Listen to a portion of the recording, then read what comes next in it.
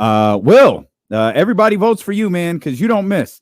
Let's start with, obviously, the Kings got a huge victory last night against the Miami Heat, an incredible win, an incredible performance from so many. But can we start with a stat that I think you put out before the game, and it's the Keegan Murray stat? Yeah. Yeah. So I know James read it yesterday. I'm scrolling down to it. But just how reliant and good the Kings have been with Keegan on the floor. So when Keegan, this is again before yesterday's game, uh, they have a plus 14.3 net rating. And what I did is even that out with the season ranking so far. So that would be right around the Cavs, who are third in the league. And with Keegan off the court, they have a minus 24.3. For reference, the Jazz are last in the league at negative 18.3. So you're seeing just a huge swing with Keegan on versus Keegan off. I think a big part of that is not only how well Keegan's playing, but how slow of a start Trey Lyles has had. Mm-hmm. And they just don't have someone who can do so many things like Keegan can. Like Keegan is becoming kind of quietly a very well-rounded star where, similar to Fox, he plays both sides of the ball, but he just does so much, and the Kings are asking a lot out of him. I think that's part of the reasons his three-point shooting isn't where it's been in the past, but he's rebounding, he's guarding the best wing option, he's being aggressive on drives. Just he's doing so many things that Trey Lyles doesn't have that skill set, and they don't have another player who can replicate that on the roster as currently constructed. Yeah, I think that we talked about it yesterday. I want him to shoot the three ball a little bit better, but I think he's had a great start to the season. I Yeah. love what he's doing, showing the variance and how he can score. His rebounding has been top notch for where it was last year, and defensively, we all know what he was capable of. But he's been as advertised on the defensive end this year as well. He's had a really good start to the season, and the 3-point shooting I think will turn around for him because he's getting so many good looks. They're gonna fall eventually, but I really like his start to the season, and it makes sense that when he's out there, the Kings are significantly better. I understand Trey Lyles plays a little bit into that as well, but Keegan's own play plays into that as well. Yeah, and he's doing all that on, like, he's posting that much of an impact while shooting only 30.2% from three. So I don't even need him to get up into the 40% range. Last year he was at 35.8. Like, I would even take that with everything else he's contributing. If he becomes back or gets back to that like 39-41% range, that's when he turns into a star. Like, if he can continue his production in the other facets of the game as well. Mhm. Let's talk about last night. Oh, so Uh, fun. what, like, you had number? I know you love games like that. Mhm. I can see when Will, I just imagine like Will in front of his computer like a kid, just like, oh, this is great. Big third quarter, got all these numbers. What stood out to you the most? Because it feels like there's a lot. But what stood out the most last night in that 111-110 win? I think it wasn't even the numbers, but just the physicality and the Kings matching what the Heat were bringing in the physicality of the game. Like Sabonis, he got beat up so much, and the Kings didn't back down from that challenge. I really liked the Fox. I don't think it wasn't a dirty play or anything, but when he kind of got less, what's the guy's name? The guy who was lighting it up from 3 point Oh, Larson. range. Yeah, kind of shoulder checked him a little with a hard foul, and just the whole team seemed to have that uh, physicality and confidence, especially after halftime. The third quarter was absolutely bonkers. So pulling that up, um, in the third quarter, 37-17 points. Kings out rebounded 12-6. They had 7 assists to the Heat 2. Shot 68.2% from the field, 30% for the Heat, 57.1% from three, and 12.5% for the Heat. The advanced ratings for those quarters, they match. So offense and defense are the same for Kings and Heat. But for the Kings, offensive rating of 160.9, defensive rating 73.9, net rating of 87. Obviously, that's a very small sample size. It's a 12-minute stretch of a game, but it just shows how dominant that quarter was. And whatever they said during halftime, it worked. And I think that with the physicality is something went on in that locker room during halftime, and they came out and posted probably the best quarter of the season. That's what I thought. I think everyone's dying to know what happened in that locker room. Yeah. We'll ask Jake to ask DeMontis. That always goes well. That goes great for us. It always creates a good soundbite. But one of the things that was so impressive about what you're talking about, Will, and what we all saw was you're talking about one of the notoriously more physical teams in the league. I mean, that's just how the Heat play. You got Bam Adebayo. You've got Jimmy Butler. You've got these guys are routinely physical. That's how they play. They play a physical brand of basketball. And not only were the Kings able to match that physicality, they were able to out-physical them a lot in that third quarter and kind of deliver punches back to them. And, it's just something that I think is an evolution of this particular group. And you got a guy like DeMar DeRozan that adds that type of level to their game, because now on the perimeter, not saying Fox or anybody else is soft, but they call him Debo for a reason.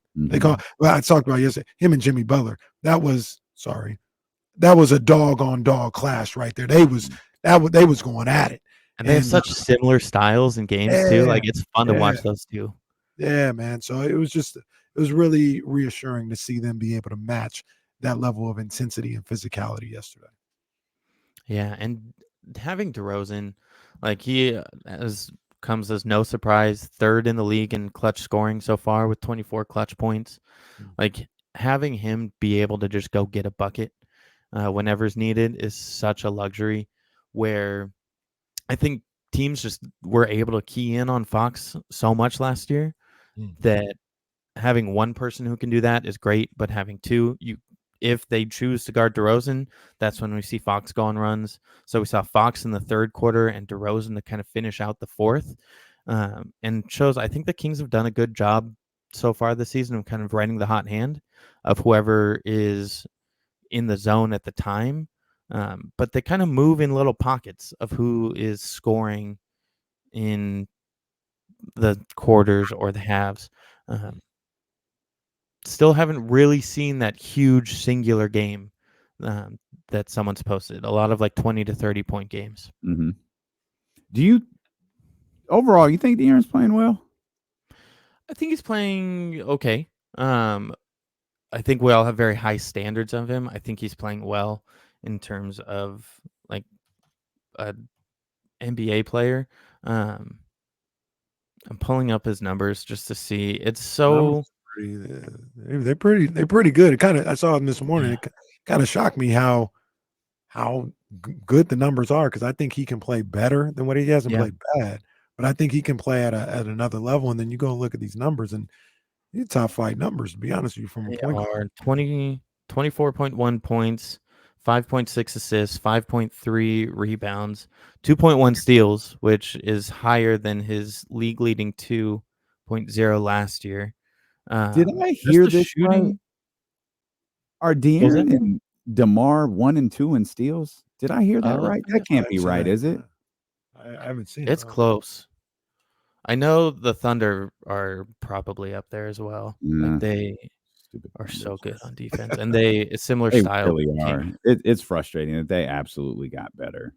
They are not 1 and 2 in steals. Okay. DeMar's, they're 3 and 5 though. Fox is third. DeRozan's 5. Okay. Jordan, did you see who number 1? Yeah. Sure, well, that's your boy. That is my boy. He's having a good start to the season. Draymond Green gave him a little attaboy. Jordan's like, get off of me. Cool. Get away. But yeah, I think if Fox can get his 3-point percentage up just a little, 29.8, but James put it really well. His 0 of 11 dragged him down a ton. Before that, he was at like the 36 range, so that'll even out with a few more games. I thought he's played well. It still feels like he's figuring out his way in the offense more than the other players. That's just vibes. But I don't know. What do you guys think? No, I'll take. I want him to be a little better than what he is right now. But if you told me for the whole season he was 24, 5-5 with 2 assists, I'd be like, the Kings are probably in good hands. Like he's probably doing Yeah. well. Like you said, it doesn't necessarily tell the whole story. One of I'd them is really shooting. stop doing that voice because that guy's in trouble. We don't have to. We might not. We're not gonna have to do the voice. He's gonna be on the show. He's about to get voted out of Milwaukee.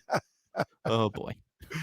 But it's like, you know, I think he's played well. I don't know if it's a situation where our expectations are just a little higher for him, but you know, numbers wise, and then you kind of think back to like the games, like he was really good in Atlanta. He was pretty good against Portland. He was really good against the Lakers. And you think back game by game, oh yeah, I guess he has been pretty good. But maybe the expectations are just so high for him because we want him and we think he can be an all NBA guy and we want him to reach those type of numbers. But he's had a good season so far. Yeah. What do you think about the 4-game road trip? Obviously, last night was a very dramatic cap to it, but that's a 3-1 road trip. I mean, people thought they might get the Toronto one, lose the last game to Miami. That wound up not being the case. They lost a really close one. Toronto wound up winning a really close one against Miami. But overall, that 4-game road trip, Will, brought them a game above 500. What do you think about it? I love it. I think the Toronto one is tough, but totally understandable with everything that was going on. And again, the big takeaway of that is just forcing it into overtime, which hard to do a consolation prize. But when you go 3-1 on a road trip, that's a pretty good consolation prize. I like the way they've played against the teams that they theoretically should beat. I think we haven't seen them come out flat very much, which is great. Good starts to game in the first quarter and then turn it on in the third quarter. But it's hard to ask for more than 3-1. You'd love to go 4-0, but coming back 4-3 with only 2 home games played so far in the season, feel really confident about where they're at. I do too, man. I've kind of stretched out this window when we started talking about this about a week ago. I know the road trip is what everyone was focused on with the 3-1, but I saw these bookends to the road trips with the Portland game at home and the Toronto game at home, and I said these next 6 games, I want 4-2, possibly 5-1 to kind of get yourself above water. At the time they were 0-2. They've already solidified the 4 wins. You got an opportunity to go 5-1 in those 6 games. And all right, now we've got everything going back correctly. We've got some wins under our belt, and now we can get ready for the rest of the schedule and start, I don't want to say smooth sailing ahead, but feeling good about yourself. I thought last night was a really big win. It felt like they looked like they took that game seriously as well and looked at it as a big win as well. And now tomorrow you've got an opportunity in that 6-game stretch to go 5-1 and be 5-3 overall. And that's a opportunity, especially this year, they have to take advantage of. For anyone who hasn't looked at the standings lately, there are 6 teams in the West that are 4-3. So it is going to probably come down to. So what's our magic number, Will? Oh, do the quick calculation in my head. Magic number to clinch a top 6 spot here 7 games into the season. 217. There it is. Something like that.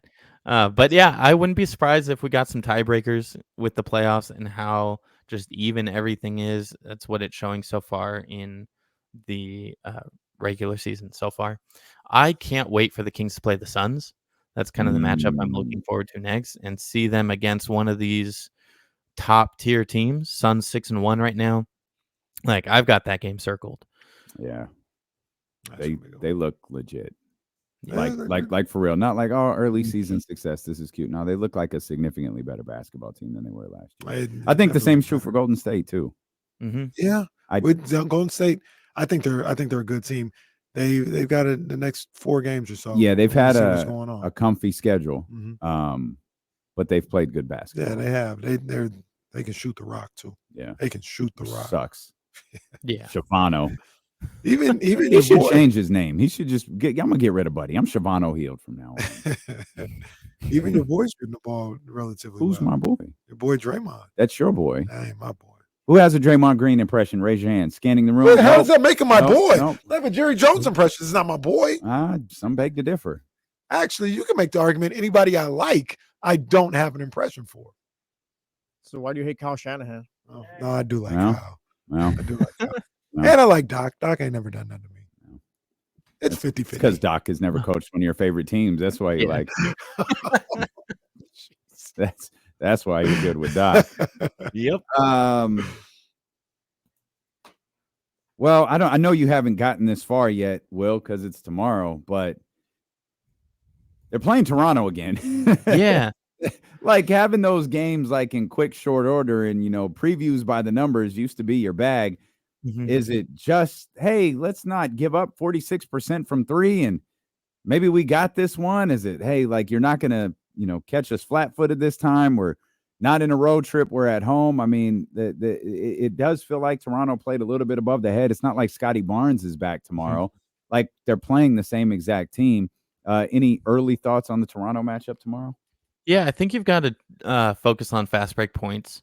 That's kind of their one game where they really lost in that category. So fast break points in the loss against Toronto, the Kings had 17, which is fine. That's their second highest of the year, but they gave up 27. So Toronto, that's where they excel. I don't have the number right in front of me, but they're top in the league in fast break points. So they turn their kind of quick, easy offense and use it well, which is so important when you're missing a player like Scotty Barnes, where if you aren't able to get going in the half court, you have to find an easy way to score, and that's how they did it.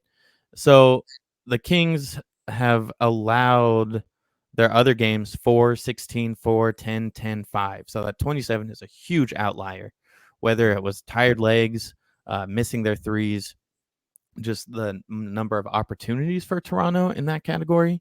Like that'll probably be my main focus for tomorrow. Yeah, don't let Abaji and Boucher just. That'd be a good idea. I don't think you have anything you can do about Boucher. He just clearly every time he sees the Kings, it's just. Well, clearly he's the greatest player that's His ever lived. shot is so like just looking at it, it doesn't look like it should go in as well as it does, but it works. At least against the Kings. He's a good ball player. I'd love for him to be on the Kings. A lot of people have been saying that for a few years. Yeah. I'd love for him to be on the Kings, man. He's a good little ball player, especially off the bench. Great stuff, Will. Yeah. Great stuff as always. Will Z of National Will Z of SI. Keep up the great work, my friend. Did he write something about the Kings not playing defense yet? No, that's when he's national. But Will is national from a different breed. He's new age national. Got you. Like Will actually watches basketball. He actually watches the Kings when he writes about them. That's why he's so different than other national writers. Can I give a quick shout out for the watch party coming up? Absolutely, this weekend. Yeah, this Sunday, Kings versus Suns at Bike Dog Brewing, their East Sac location. They've got a projector set up. They'll be piping in the sound. I'll be doing stats there live, so it'll be fun. Come hang out, have some beer, watch the Kings hopefully beat the Suns. Yeah. That's good stuff, man. That's awesome. Yeah. Will has been working on this for almost a year, setting up this watch party. Cool. Yeah, man. That's pretty dope. Will, we appreciate you. I think we might need to do something again later on this week, so we'll connect. Maybe we'll do something Friday. Yeah, sounds great. Great stuff. Thanks, Will. Take care, Will. That's a man, Will Z, right there.